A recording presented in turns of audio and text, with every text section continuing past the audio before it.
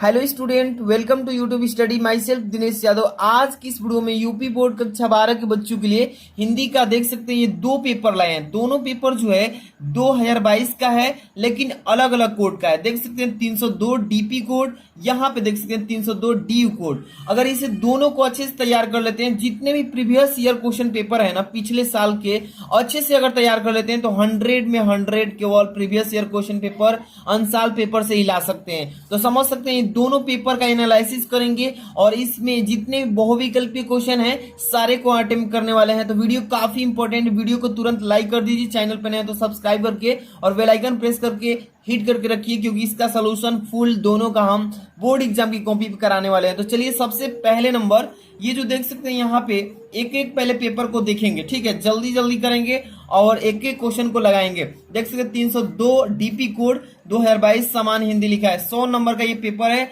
3 घंटे 15 minute time मिलेगा और ये निर्देश जो है आप तो पढ़ ही लिए होंगे। 15 मिनट टाइम पेपर को पढ़ने के लिए दिया जाता है और इसमें प्रत्येक प्रश्न 2 खंड में है, एक खंड क वाला एक खंड ख वाला। दोनों खंडों के सभी प्रश्नों को उत्तर देना अनिवार्य है, ठीक है। तो ये जानकारी आपको पहले से जानकारी है। चलिए ये खंड जो क है इसमें सबसे पहले बहुविकल्पी क्वेश्चन पहला क्वेश्चन मिलेगा। कह रहा है कि क नंबर की डिप्टी कलेक्टरी के लेखक कौन है। डिप्टी कलेक्टरी के लेखक कौन है तो देख सकते हैं वासुदेव अग्रवाल, अमरकांत, प्रोफेसर जी सुंदर रेड्डी, डॉक्टर हजारी प्रसाद द्विवेदी। डिप्टी कलेक्टरी के लेखक जो है अमरकांत जी हैं, ठीक है। एक एक क्वेश्चन को लगा लीजिए क्योंकि सॉल्यूशन की बात कर रहे हैं, ठीक है। यहाँ पे देखिए भारत की एकता के रचनाकार कौन है। भारत की एकता के रचनाकार वासुदेव अग्रवाल जी हैं। डायरेक्ट मैं आपको आंसर बताते चलूंगा, बहुत ये विकल्प नहीं पढ़ूंगा क्योंकि दोनों पेपर को यहाँ जल्दी से करना है। भारत की एकता के रचनाकार कौन है, वासुदेव अग्रवाल जी हैं। चौथा ऑप्शन सही है। अगला क्वेश्चन इसमें है निम्नलिखित में से हजारी प्रसाद द्विवेदी की रचना, यहाँ पे रचना है पूछा है, तो रचना पूछा है ना, तो रचना कल्प वृक्ष, प्रियोदय, कल्पलता। तो ये कल्पलता जो है ये किसकी है, तो हजारी प्रसाद द्विवेदी जी की रचना है। इस तरीके से आपको तैयार कर लेना है एक एक क्वेश्चन को। घ नंबर निम्नलिखित में से प्रोफेसर जी सुंदर रेड्डी की रचना है, तो मेरे विचार, साहित्य और समाज, लैंग्वेज प्रॉब्लम इंडिया, तीनों उन्हीं की है। लेकिन गलती यहाँ पे पेपर में कर दिया है, यहाँ पे प्रोफेसर जी सुंदर रेड्डी की रचना नहीं है, न ही जोड़ना भूल गया है टाइपिंग में, यहाँ पे नहीं है। मेरे विचार उन्हीं की है, प्रोफेसर जी सुंदर रेड्डी की, साहित्य और समाज उन्हीं की है, लैंग्वेज प्रॉब्लम इंडिया उन्हीं की है। तो उनको प्रश्न जो है गलती टाइप किया है बोर्ड एग्जाम। निम्नलिखित में प्रोफेसर जी सुंदर रेड्डी की रचना नहीं है, ये धरती के फूल जो है ये नहीं है, ये सही जवाब हो जाएगा। लेकिन ये जो क्वेश्चन गलती टाइप करके आया है, लेकिन सभी बच्चे को इस पर नंबर मिल गया होगा, एक भी नंबर नहीं कटेगा। किसी बच्चे गलती करो या सही, इस पर नंबर मिलेगा तो मिलेगा, क्योंकि बोर्ड एग्जाम ही गलती किया इस पे क्वेश्चन को। अगला क्वेश्चन अंग नंबर आरोहण प्रमुख स्वामी जी के साथ मेरा आध्यात्मिक सफर, इस पुस्तक के लेखक कौन है, तो इसके लेखक कौन है, डॉक्टर एपीजे अब्दुल कलाम जी हैं, ठीक है। ये क्वेश्चन अटेम्प्ट हो गया। दूसरा नंबर क्वेश्चन में चलेंगे। इसमें देखिए कह रहा है दूसरा के कौन निम्नलिखित में से अयोध्या सिंह उपाध्याय हरिऔध द्वारा लिखित महाकाव्यात्मक रचना है, तो इनमें से कौन सा है, रुक्तिमाड़ी परिचय, रसकलश, वैदेही वनवास, यही हो जाएगा तीसरा, वैदेही वनवास उनके द्वारा अयोध्या सिंह उपाध्याय द्वारा रचित महाकाव्यात्मक रचना है। अगला क्वेश्चन ख नंबर निम्नलिखित में से मैथिली शरण गुप्त जी की रचना, तो सिरधराज, कानन, कुसुम, उत्तरा, दीप शिखा, तो ये जो है सिरधराज उन्हीं की है, मैथिली शरण गुप्त जी की, ठीक है। अगला है ग नंबर अगे जी को निम्नलिखित में से किस काव्य कृति का पर ज्ञानपीठ पुरस्कार मिला है, तो उनको मिला था कितनी नावों में कितनी बार। ये जो चौथा ऑप्शन दिख रहा है ना, ये हो जाएगा इसका करेक्ट आंसर। अगला क्वेश्चन है इसमें घ नंबर निम्नलिखित में से दिनकर की रचना, शिलापंख चमकीले, परशुराम की प्रतीक्षा, ये हो जाएगा इसका करेक्ट आंसर, ठीक है। अगला क्वेश्चन अंग नंबर हिमालय निम्नलिखित में से किसकी काव्य कृति है, ये पूछा गया है ना, सुमित्रा नंदन पंत, सूर्यकांत त्रिपाठी निराला, इसका महादेव वर्मा जी, ये हो जाएगा इसका करेक्ट आंसर। हिमालय काव्य कृति किसके है, महादेव वर्मा जी का। तो यहाँ पे 2 नंबर क्वेश्चन तक हो गया। यहाँ पे देखिए गद्यांश स्टार्ट होता है, साहित्य कला नृत्य गीत आमोद प्रमोद अनेक रूपों में, ये 10 नंबर का आता है। गद्यांश पढ़ना है, कौन से पार्ट से गद्यांश दिया है, इस गद्यांश पार्ट को कौन लिखे, ये आपको जानकारी होना चाहिए। 5 क्वेश्चन ऐसे ही मिलेंगे। राष्ट्रीय जन अपने अपने मानसिक भाव में किन रूप को प्रकट करता है, इसमें इसका हल आपको बताया जाएगा। ठीक है, या आप तैयारी कर रहे हैं तो जानकारी है, आप कर सकते हैं। अथवा में क्वेश्चन रमणीयता और नित्य न्यूनता, तो आपको किसी एक को इसको कीजिए या अथवा में जो दिया है इसको कीजिए। आपको केवल तीसरा का क्वेश्चन का एक ही करना है, तो आप जो आएगा आप आसानी से उससे कर लीजिएगा। ठीक है, इसी तरीके से पेपर आ रहा है। अगला 4 नंबर क्वेश्चन, ये भी 10 नंबर का, ये आपका पद्यांश से आएगा। दिए गए पद्यांश पर आधारित निम्नलिखित प्रश्नों के उत्तर दीजिए। यहाँ पे कहते आते थे यही अभी नरदेही, माता न कुमाता, पुत्र कुपुत्र भले ही। तो इसको पढ़ेंगे, इसमें से आपको 5 क्वेश्चन दिए रहेंगे, आसानी से इसका आंसर देना है। ठीक है, अथवा में भी क्वेश्चन दिया, अगर ये आपको पद्यांश नहीं आ रहा है तो ये कर सकते हैं। लिखा क्या है इसमें कि यह मनुष्य जो सृष्टि का श्रृंगार, ज्ञान का विज्ञान का आलोक का आगार, इसको भी कर सकते हैं। इसमें भी 5 क्वेश्चन है, जो भी आए आपको एक करना है, 10 नंबर इस पर मिलेगा। 5 नंबर क्वेश्चन है, निम्नलिखित में से किसी एक लेखक का साहित्यिक परिचय देते हुए उनकी प्रमुख कृतियों का उल्लेख कीजिए। यहाँ पे 3 ऑप्शन दिए गए हैं। पहला है प्रोफेसर जी सुंदर Reddy, doctor Hazari Prasad Dwivedi, doctor Vasudev sir Agarwal. तीनों का मैं जीवन पर से लिखकर वीडियो बना दिया हूँ। यूट्यूब स्टडी सर्च कीजिएगा, यूट्यूब स्टडी जीवन पर से आ जाएगा सबका। 5 नंबर का पेपर में आता है।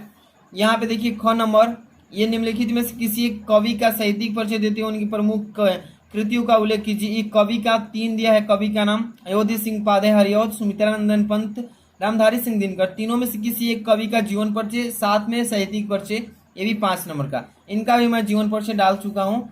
ऐसा ही आपका भी पेपर आएगा, तैयारी जबरदस्त करके रखिए। यहाँ पे 6 नंबर क्वेश्चन देखिए, ये 5 नंबर का आता है। ध्रुव तारा, तो यहाँ पे देखिए पेपर मिस्टेक किया है, यहाँ पर भी ध्रुव यात्रा होना चाहिए। ध्रुव यात्रा होता है, तारा नहीं होता है। ध्रुव यात्रा अथवा बहादुर कहानी का सारांश लिखिए अधिकतम 80 शब्दों में। ठीक है, इसका भी मैं वीडियो बना दिया हूँ। ये देखिए अथवा में भी दिया है कि पंचलाइट अथवा बहादुर कहानी के उद्देश्य पर प्रकाश डालिए, इसका भी मैं वीडियो बना दिया हूँ। बहुत ही ऐसा ही सिंपल पेपर आता है।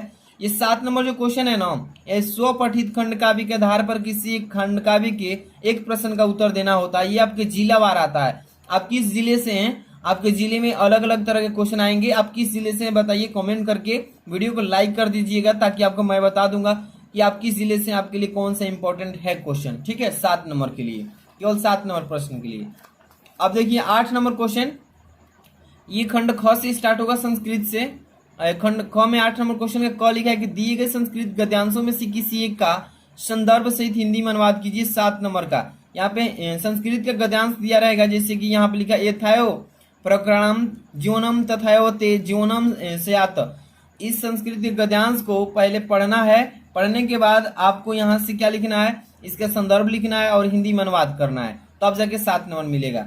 अगर ये नहीं आता है आपको तो अथवा में दिया यहाँ पे अतीते प्रथम कल्पे जना, इसको भी कर सकते हैं। इसका हिंदी में पहले क्या लिखेंगे, संदर्भ, और तब जाके इसको लिखेंगे हिंदी में संदर्भ के बाद अनुवाद, तब जाके 7 नंबर। यहाँ पे देखिए ख नंबर क्वेश्चन इसी का 8 नंबर का, दिए गए श्लोकों में से किसी एक का संदर्भ हिंदी में अनुवाद कीजिए।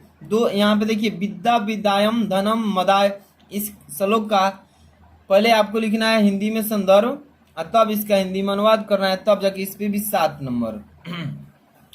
यहाँ पे अथवा में भी दिया, अगर ये करना चाहते हैं दोनों में से कोई एक कर सकते हैं। इसी तरीके से पेपर आता है। अगला क्वेश्चन 9 नंबर, निम्नलिखित मुहावरों और लोकोक्तियों में से किसी एक का अर्थ लिखकर अपने वाक्यों में प्रयोग कीजिए। 2 नंबर का आता है, जैसे अपने पैर पर खड़ा होना, मक्खन लगाना, पिया चाहे सोई सुहागिन। मतलब इस 4 में से किसी आपको एक मुहावरे का अर्थ लिखना है, वाक्य में प्रयोग करना है। इसी तरीके से आएगा, बहुत इजी पेपर आता है। 10 नंबर, निम्नलिखित शब्दों के संधि विच्छेद का सही विकल्प चुनिए। अंतरात्मा लिखा है ना, अंतरात्मा का सही संधि विच्छेद क्या होगा, तो सही संधि विच्छेद आपको चुनना है, पहला हो जाएगा अंत आत्मा। ठीक है, इसी तरीके से आता है पेपर। यहाँ पे लिखा है नरेंद्र का संधि विच्छेद नर धन इंद्र हो जाएगा, नर धन इंद्र। तो यहाँ पे देखिए, यहाँ पे नर धन इंद्र इसमें भी लिखा है, लेकिन ये हो जाएगा 2 नंबर। ठीक है, पवित्रम का संधि विच्छेद पौ धन इत्रम, ये 4था नंबर ऑप्शन सही है इसका। इस तरीके से आएगा। यहाँ पे पहला लिखा है, नीचे दिए गए निम्नलिखित विभक्ति और वचन अनुसार विकल्प चुनना है। आत्मना का शब्द का विभक्ति और वचन बताइए। आत्मना तृतीय विभक्ति में आता है और एक वचन में आता है, तो ये हो जाएगा दूसरा 2 नंबर ऑप्शन। यहाँ पर नामनी शब्द के विभक्ति और वचन, तो नामनी जो है सप्तमी विभक्ति में आता है और एक वचन में आता है नामनी। तो यहाँ पे जो 2 नंबर दिया है सप्तमी विभक्ति एक वचन, ये सही है। इसी तरीके से पेपर करना है। अगला क्वेश्चन 11 नंबर का है। निम्नलिखित शब्द युग्मों का सही अर्थ चयन करके लिखिए। अभय उभय, अभय का मतलब होता है इस, अभय का मतलब निडर, उभय का मतलब दोनों। तो यहाँ पे देखिए 100 नंबर जो है निडर और दोनों, ये हो जाएगा। अंश और अंशु, अंश और अंशु का मतलब, अंश मतलब होता है इसका मतलब भाग, अंशु का मतलब किरण। तो यहाँ पे देखिए तीसरा जो ऑप्शन है ये सही है इसका। अगला क्वेश्चन ख नंबर 11 का। निम्नलिखित शब्दों में से किसी एक शब्द का 2 प्रवाची अर्थ लिखना है। काल का, चपला का, ना का, किसी एक का आपको देना है प्रवाची शब्द। यहाँ पे ग नंबर निम्नलिखित वाक्यों के लिए एक शब्द का चयन करके यहाँ पे वाक्य बताना है। अनेकार्थी शब्द होता है जिसकी गणना न की जा सके उसे अगणनीय बोलते हैं। ब नंबर सही है। अगला क्वेश्चन यहाँ पे ले, जंगल की अग्नि, जंगल की अग्नि को क्या बोला जाता है? दावग्नि बोलते हैं। यहाँ पे जो 100 नंबर है ये हो जाएगा इसका करेक्ट आंसर। अगला क्वेश्चन देखिए, इसमें यहाँ से घ नंबर लिखा है। निम्नलिखित में से किन्हीं 2 वाक्यों को शुद्ध करना है। यह अशुद्ध वाक्य, यह किताब 5 रुपए की है, यह अशुद्ध लिखा गया, इसको वाक्य को शुद्ध करके कॉपी में लिखना है। तुलसीदास पक्के ईश्वर के भक्त थे, ये भी गलती है, मतलब इसमें से 2 को करना है शुद्ध। इसी तरीके से आता है 12 नंबर का क, वीर अथवा हास्य रस का लक्षण और उदाहरण लिखना है इसमें। तो ये आपको 6 नंबर पक्का है कि यही 100% पूछा जाता है।